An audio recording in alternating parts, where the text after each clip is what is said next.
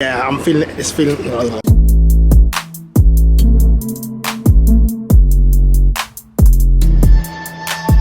What's up guys, this is Training Like Goku episode 5 and day 4 of vlogging, and we are back with the push day pull day split, and I'm excited to show you a whole new range of exercises based on Goku. It's going to be fun, it's going to be tiring, but we'll get through it. Of course, I am back also. I'm this guy a week in the future. Make sure you check out the previous episodes for more context, and you kind of need to check out all of them to understand what's going on anyway.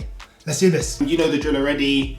We eat, we change, we train. So let's do this. Starting with breakfast, we've got a little bit of a twist on the breakfast of champions. We've got our porridge as usual, standard, plain, and then we've got eggs with some beans as a twist. So obviously this is a little bit more calories than the usual. I kind of average that out throughout the day as well to make sure that I'm still having roughly the same, but we're not trying to be too particular. Like the aim is 4,000 plus. Like we're not trying to go way over, but there is some leeway. I actually think there might be a little bit of cheese in the omelette as well. I need to check my food diary to be sure on that one though. But of course, macros and calories will be on the screen above as usual. I'm ready to train, so let's get changed.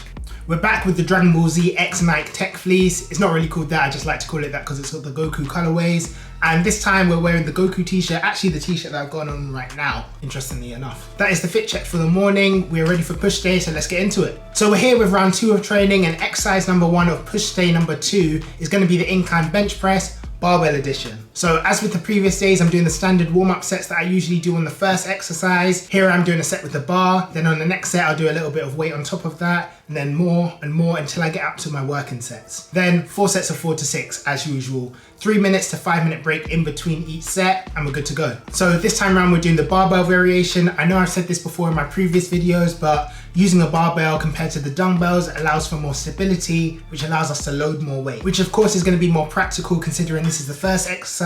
I've got the most amount of energy, so I might as well go as heavy as I can. When comparing incline to flat bench or standard bench press, positioning of the bar on your body is quite key, or where the bar lands on your body. For example, in flat bench or standard bench, on the downward motion of the exercise, the bar kind of usually lines up around where your lower chest area is, and as you push up in almost an arcing or diagonal motion to the point where the bar is in line with your shoulders, directly above, because that's where you get the most force. However, with incline bench and the downward motion, it usually lines up with your upper chest.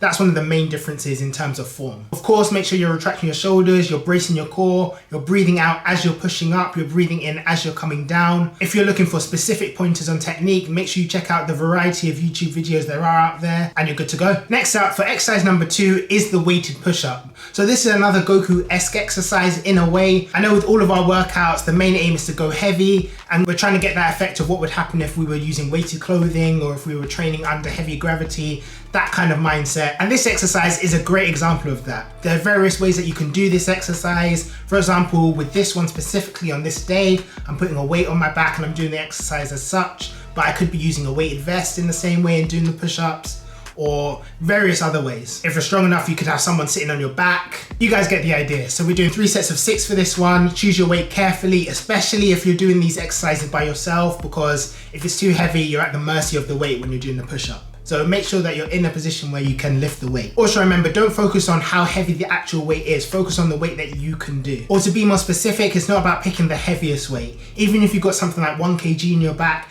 and you're still in that range of doing 4 to 6 reps and you're feeling that's about as heavy as you can go, that's completely fine. That's still weighted push-ups. Don't feel like you have to compare yourself to what other people are doing. As long as you are progressing, that's fine. Other than that, all I would say is make sure that your form is correct. Don't use the weight as an excuse to lose your muscle control. All right, exercise number 3 are incline barbell skull crushers. And I actively hate this exercise, I can't lie, which is why I chose it, because it was difficult for me. And also it's a great exercise for the triceps. With this one, we're doing 3 sets of 4 to 6. I think I managed to do 1 set of 6 and then 2 sets of 5, which is fine as long as I'm in that range. What I'd say on this one is that you want as little movement on your upper arm as possible as you're coming up. I know it's not going to be completely possible to avoid all movement, but you kind of want to try and avoid it as much as possible. You also don't have to do this at an incline. You could do flat skull crushers. I just prefer it because I feel like there's more of a stretch there, but it's up to you which one you choose. Now, while the skull crushers are an exercise that I find difficult and I hate, these are an exercise that I feel difficult and I love, the handstand push-ups. Definitely a Goku exercise, reminiscent of his training when he was going to Namek.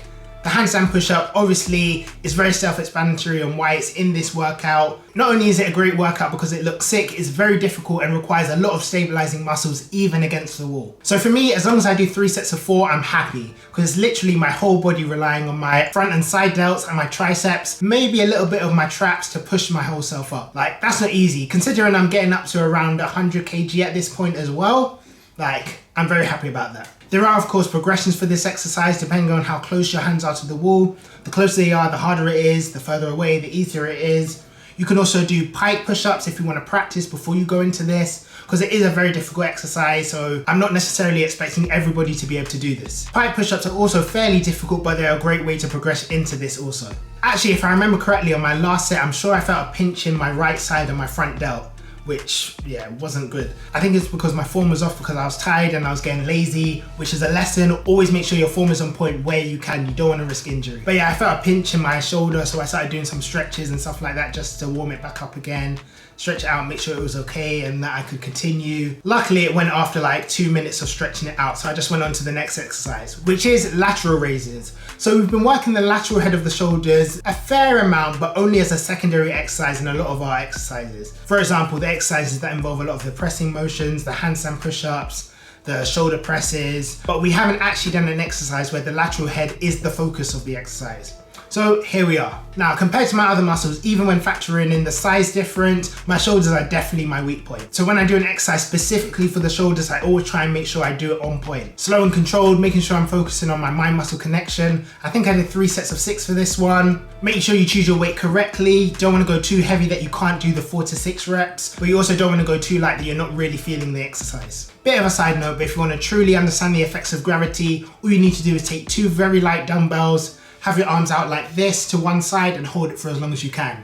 The pain is unreal. I might actually put that in a training routine one day. Next, we have weighted pause dips. So it's basically the same as the weighted tricep dips. However, what we're gonna do is as we come down, we're gonna hold the position for 3 seconds. Or around 3 seconds, give or take. The aim is to do 6 reps. I'm not gonna be going as heavy as I would have been doing for my normal weighted dips, just because it's a much more difficult exercise, but we are still going heavy. I think I've got like a 10 kg plate or 15 kg plate on there, compared to I was doing the 25 kg plate when we were using the normal dips. I'd say form is very key on this one. If you're not used to doing this exercise, I'd say practice it without the weights first and then slowly work your way up. But other than that, 3 sets of 6 and you're good to go. Also, another very much gravity-based exercise. As a partial isometric, you're really engaging those muscles in a different way than usual. And finally, for our last exercise of the first workout of the day, we've got the pause push-up. Now, this exercise is excruciating, I'm not gonna lie.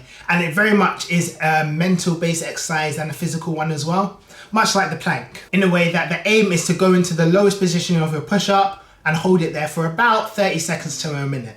It's basically you're meant to hold it for as long as you can, but it's that kind of range that you're going for. And of course, the longer you hold it, the harder it's gonna get, the more it's gonna mentally fatigue you. What I would say is if you're trying out this workout routine and you're trying out the full workout routine, trying to test yourself every week and see where you're going, see if you're increasing your time. But yeah, these isometrics will definitely drain the rest of your energy reserves for that workout. Like, you won't need to do anything else. Wow. Following this, I grabbed the foam roller, went over my chest, triceps and shoulders, just to break down some of the lactic acid that had been built up and try and get my range of motion back because I was feeling quite stiff, I can't lie. Did that for about 15 minutes as a cool down, felt pretty good afterwards, went home to eat. And for my first post-workout meal of the day, I had shredded teriyaki chicken, basmati rice, scrambled eggs, and broccoli. Pretty healthy, went down really well. The teriyaki chicken was amazing if I do say so myself. Obviously I made it. And of course we're staying with the same vegetables with broccoli, broly. The theme is always on point. I'm gonna put the macros as always and calories as well up on the screen. And yeah, went down pretty well. What's up guys, it's about a few hours after my first workout and I've noticed during the day around this time that I do start to slow down a bit. I get hit with a wave of tiredness. So I do want to make sure that I'm not approaching that overtraining stage. So I'm going to get a quick power nap in just to make sure I'm recovering properly and hopefully that works and I'm going to be well rested for the next workout later on today. So let's do this. After it, I got changed, quick fit check, the classic training to go Super Saiyan t-shirt that I always see at the gym. I had to cop one of those. And of course, because I'm getting ready to go to my Muay Thai lesson later on, repping my gym with the Muay Thai shorts. And of course, we can't be forgetting the do-rag. So for my next meal, I was looking for a little bit of change of pace with my food. So I jumped on Deliveroo, ordered from this place called Pot and Rice. and I got 3 bao buns. They were very tasty. The flavors were crispy chicken, aromatic duck, and I think cod. I did ask them to take out the lettuce because I'm allergic to raw fruits and vegetables, which is a whole other story. But I had to take it out myself, which was annoying, but it was still very nice. Obviously, it wasn't something that was gonna make up the calories that I should be having for one of my meals. So I did also have a bowl of rice, beef, and sprouts. It was a smaller meal than I'd usually have, but it kind of equated to what my standard meal would be in terms of calories and macros. Maybe slightly more. But yeah, like I said, the bao buns were really good. It was just what I was looking for as well. So yeah, went down well. Especially because I knew instead of going to the gym to practice, I was actually going to a class, specifically the advanced sparring class. So I was gonna need a whole lot of energy to be able to compete. But yeah, I spent the next couple of hours chilling and then started packing my bag for my class. Now I need a whole load of equipment for my sparring class. It's probably the class where I need the most amount. So thinking about it, I've got my gloves, got my shin pads, got my mouth guard, water bottle, hand wraps. What else do I need?